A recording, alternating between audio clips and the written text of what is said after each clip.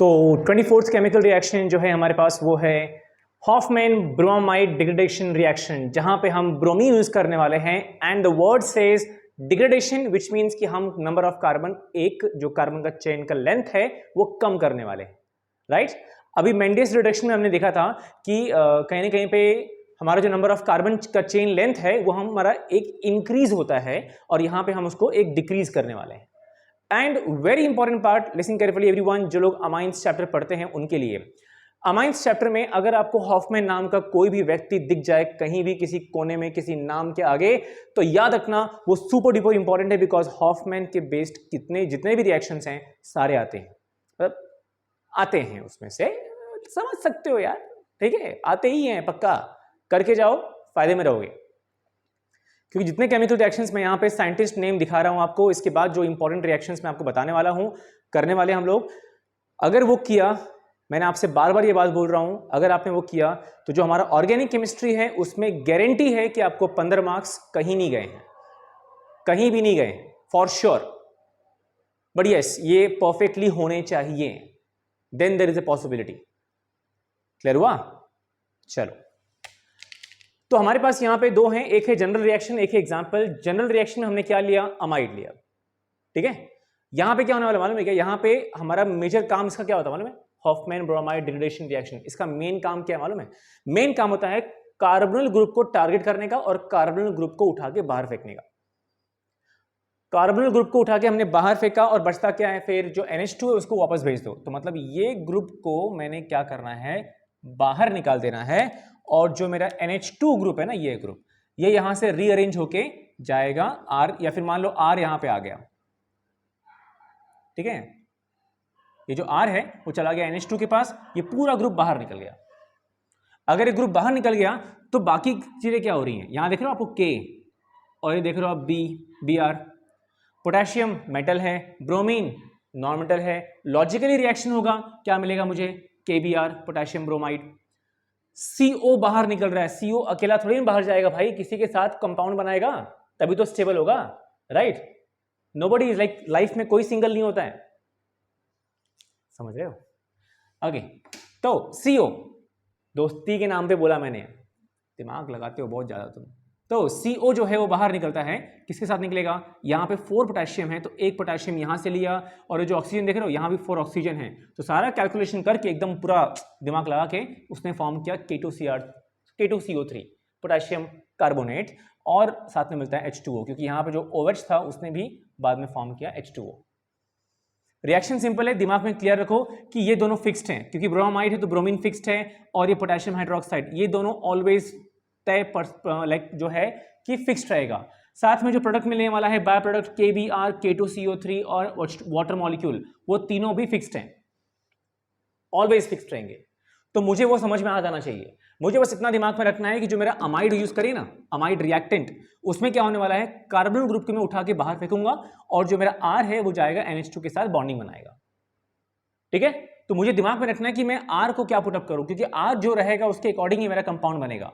For example के तौर पे यहां मेरा R कौन है? CH3, methyl. तो CH3 है तो ये कहां जाएगा? NH2 के पास, तो क्या मिलेगा मुझे? CH3NH2, methyl amine. क्या मिला? CH3NH2, methyl amine. IUPAC name क्या है?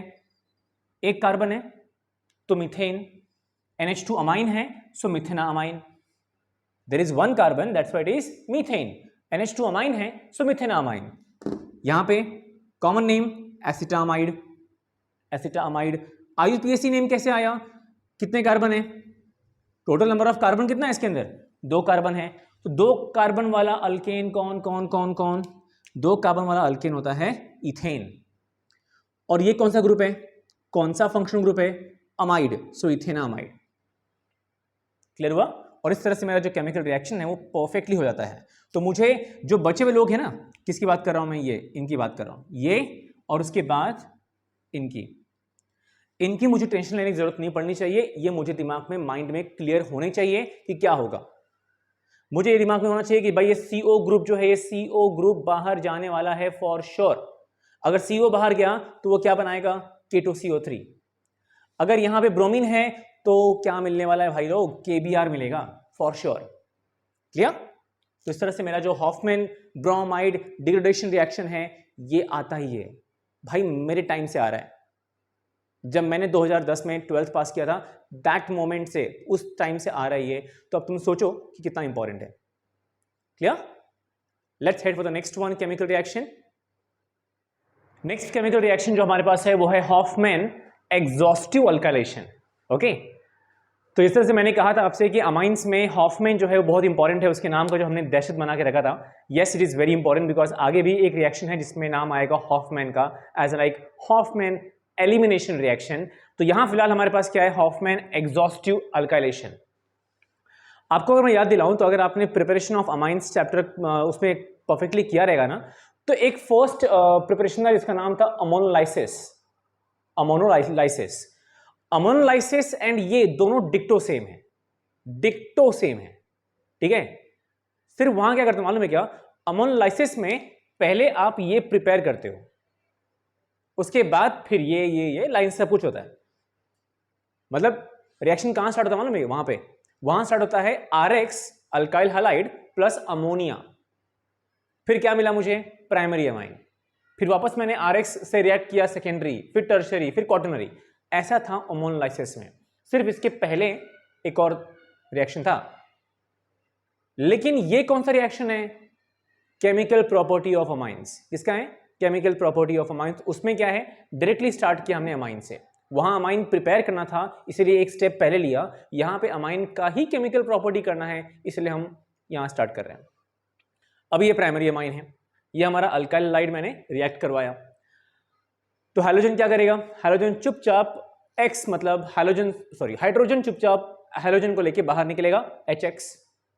अब ये एक हाइड्रोजन बाहर निकाला तो R कहां जाएगा, उसके पास जाएगा। बहुत लॉजिकल सिंपल बात है। सब्स्टिट्यूशन रिएक्शन हो रहा है, डबल डिस्प्लेसमेंट रिएक्शन हो रहा है यहां पे, और मुझे क्या मिलेगा, R2NH। पहले ही एक R था, एक और R ऐड हो गया और यहां पे हो गया R2NH। ठीक है, वापस मैंने क्या किया, RX से रिएक्ट किया, तो ये जो बचा हुआ हाइड्रोजन था वो हाइड्रोजन भी बाहर निकला, X के साथ HX फॉर्म किया और R चला गया वहां पे, मुझे मिल गया टर्शियरी अमाइन। क्लियर? एंड जब मैंने अगेन RX ऐड किया तो दिस टाइम क्या होता है, ये पूरा का पूरा RX इसमें ऐड होगा और tetra alkyl ammonium halide, tetra alkyl because 4 alkyl है। N नाइट्रोजन ने 4 बॉन्ड बनाया है, नाइट्रोजन ने 4 अल्काइल से बॉन्डिंग किया हुआ है, इसीलिए अमोनियम ये वर्ड आ गया। X कौन, हैलाइड। क्लियर हुआ?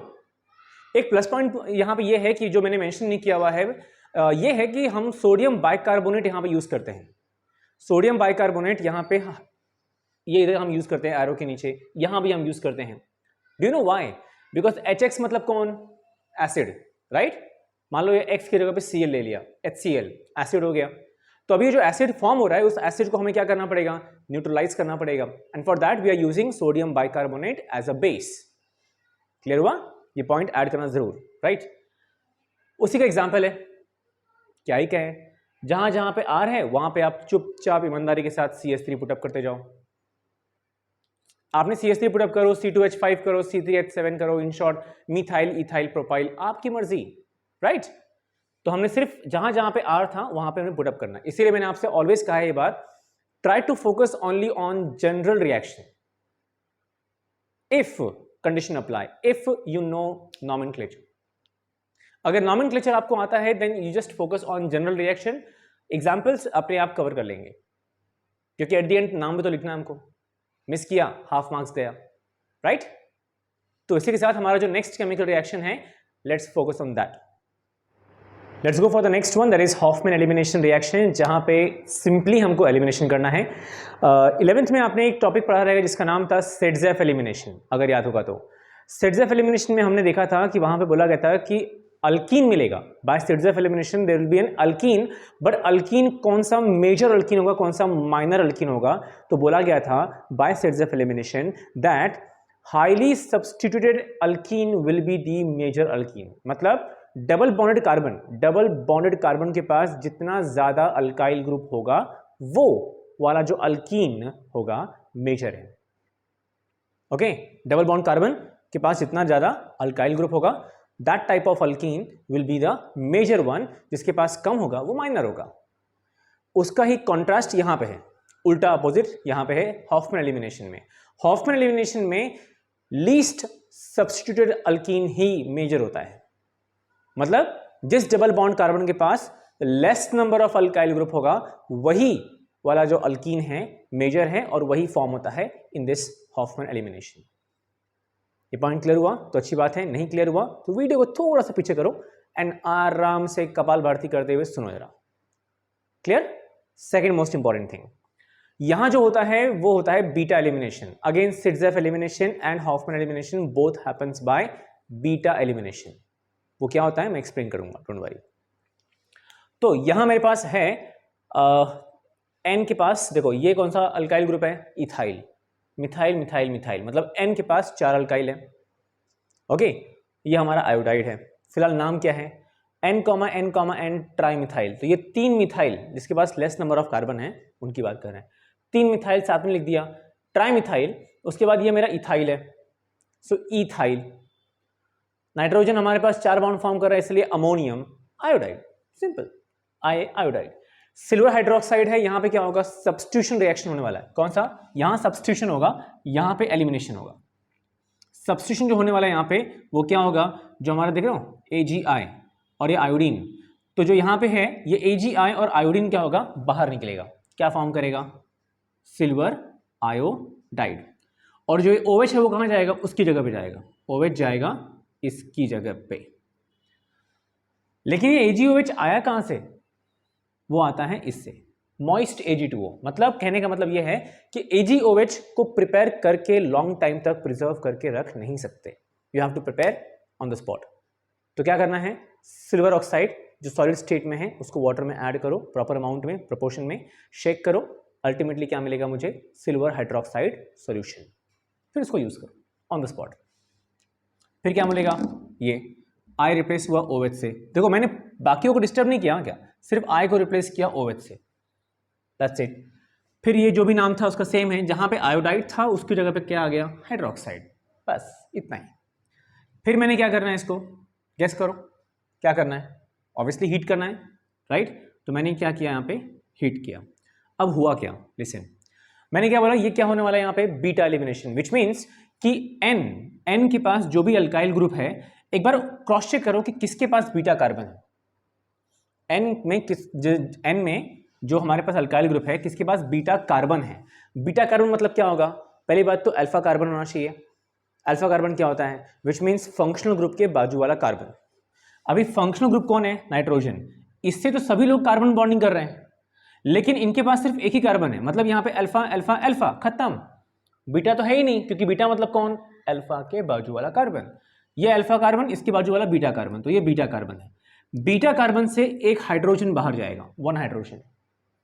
बीटा कार्बन से एक हाइड्रोजन बाहर जाएगा और ये OH बाहर जाएगा। लिसन केयरफुली, बीटा कार्बन से एक हाइड्रोजन बाहर जाएगा और यहां से ये OH बाहर गया और मिलता है मुझे H2O। I am getting here H2O, water हो गया, H2O बाहर निकाला। फिर मैंने क्या किया, यहां से ये बॉन्ड ब्रेक किया। जब ये बॉन्ड मैंने ब्रेक किया तो यहां से तो हाइड्रोजन बाहर गया, यहां से इस कार्बन का ये बॉन्ड टूट गया। फिर ये दोनों कार्बन क्या सोचेंगे, भाई एक काम करते हैं, आपस में दोनों डबल बॉन्ड फॉर्म कर लेते हैं, क्योंकि मेरे पास भी एक हाइड्रोजन चला गया, मतलब एक बॉन्ड चला गया, तेरा भी एक बॉन्ड ब्रेक हो गया, तो हम लोग क्या करते हैं, आपस में डबल बॉन्ड फॉर्म करते हैं। तो क्या मिल गया मुझे, ये कंपाउंड। बचा हुआ जो है वो एज इट इज बाहर गया, N3CH3। देखो N3CH3, मतलब उसको हम ऐसे भी लिख सकते हैं, ये हो गया मेरा N, मतलब मैंने किसी एक दो, ये जो दिख रहा है 2 CH3 को मैंने कंसिडर किया सब्स्टिट्यूएंट है, सो N, डाइमिथाइल। और एक CH3 को कंसिडर किया मीथेन है और ये अमाइन है।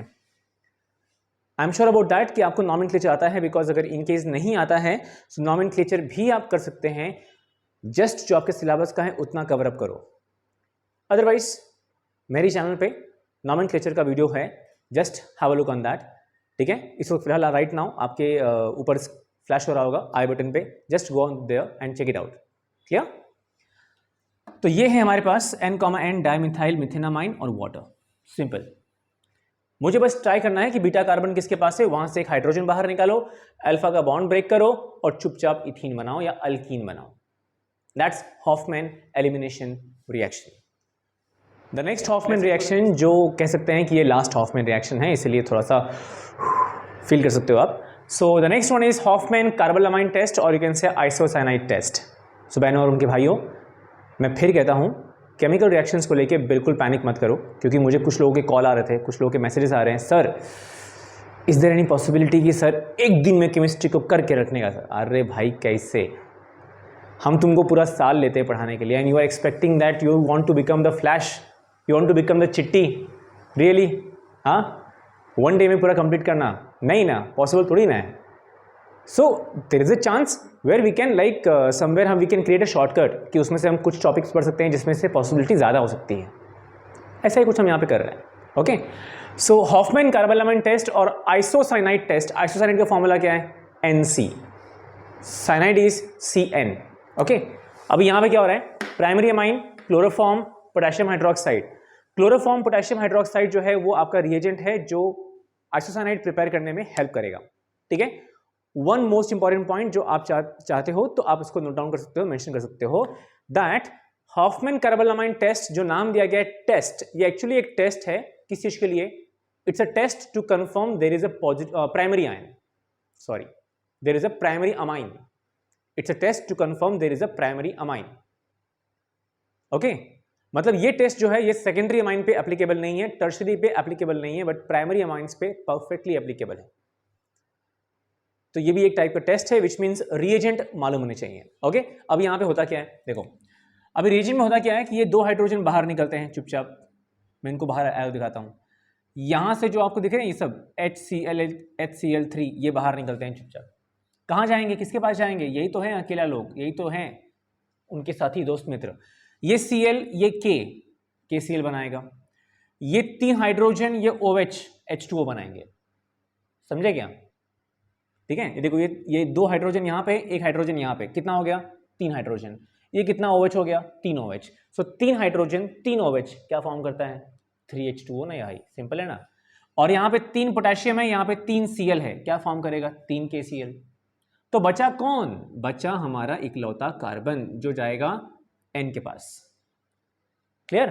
क्योंकि हर किसी का कोई ना कोई सहारा होता है, राइट? ये कार्बन का सहारा नाइट्रोजन। इस तरह से रिएक्शन हुआ, इधर भी वही होगा। फिर देखिएगा हमने ये R को कुछ किया क्या? कुछ छेड़ा, कुछ पकड़ा, कुछ किया? नहीं ना, बिल्कुल नहीं ना। R एकदम जैसे वैसे छोड़ दो उसको, एंड तक उसको छोड़ दो, वैसे वो चुपचाप वहां पे मेंटेन रहेगा। सो R जो है वो भी एकदम परफेक्टली वैसे ही है। CH3CH2, यहाँ भी CH3CH2 है, सिर्फ ये N की जगह पे ये जो C है हमारा, ये C आता है। पूरा reaction mechanism same to same है। ये है आपका ethyl, NH2 is amine, so ethyl amine. IUPAC name क्या होगा? 2 कार्बन, कौन सा alkane? Ethane, NH2 amine, इथेना amine.